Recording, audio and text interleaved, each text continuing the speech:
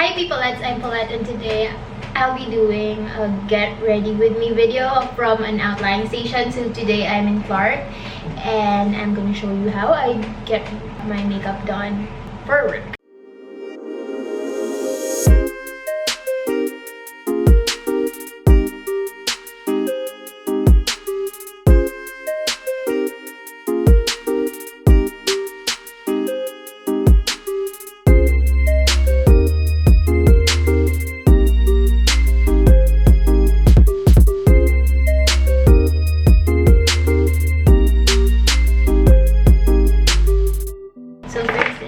This one. This is a sunblock and I'm using it as a primer. Next is concealer. I'm using the Clinique Beyond Perfecting Super Concealer. This is around 1,100. But what I like about this is non-comedogenic. Maganda siya pag nagko-conceal ka ng active na pimples kasi ano siya, non-comedogenic. And then, lalagay ko lang siya sa mga may pimple marks. Basta nilalagay ko lang siya kung saan may parang dark spots and stuff. And then after that, lalagay na ako ng eyebrows concealer. I'm using the Maybelline Age Rewind eraser. This is $399 pero bumili lang ako sa Maybelline Concealer. And then, gamitin ko yung foundation sponge ko to like spread concealers na nilagay ko. For my powder foundation, I'm using the Body Shop. Ito yung all-in-one face foundation. This is around 1.3 pero nagsisale to ng almost 50%. Tapos, bibili na ako ng marami pag ganun. Itong foundation na to, paubos na siya. So, it would last me like almost 3 months of everyday use. And then next is the liquid foundation. Sa mga makeup routine ko, ito yung pinakamahal but pinaka-worthy. So, ito yung Estee Lauder something na foundation. 2,500 siya. Tapos, bilhin mo separately yung pump. So, super worthy naman na bilhin mo yung pump. Kasi, pwede mo siyang gamitin po ulit. So, one pump goes a long way. So, yan. Itong isang pump na to. Enough na siya for the whole day. Kahit mag-ultra long flight ako, mag-stay siya. Yung powder sponge pa din yung gagamitin ko. Ang shade ko sa The Body Shop is 50. And then, ang shade ko naman sa Estee Lauder is 3W2 Cashew.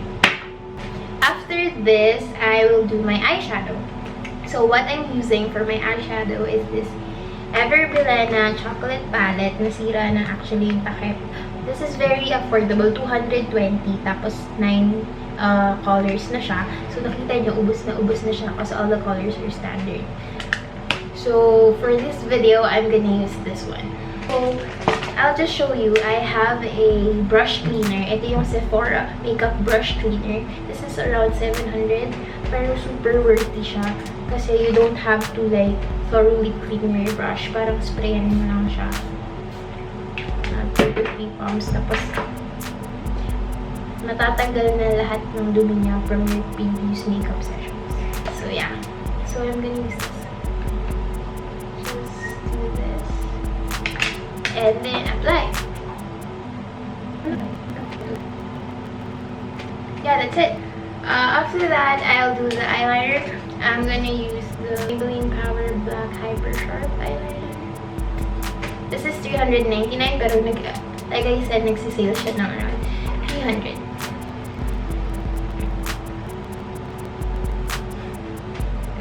Okay na siya.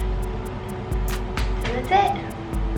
And then after that, I'll use this very famous Maybelline Hypercurl Mascara, waterproof. And then, actually, nagsisale to. This is $199 pero nagsisale to as low as $120. So, nakuha ko siya ng $120. For the kilay, honestly, hindi ako nagkikilay kasi ang kapal na nung kilay ko. Just to fill the brows, nagkikilay ako, pero most of the time hindi.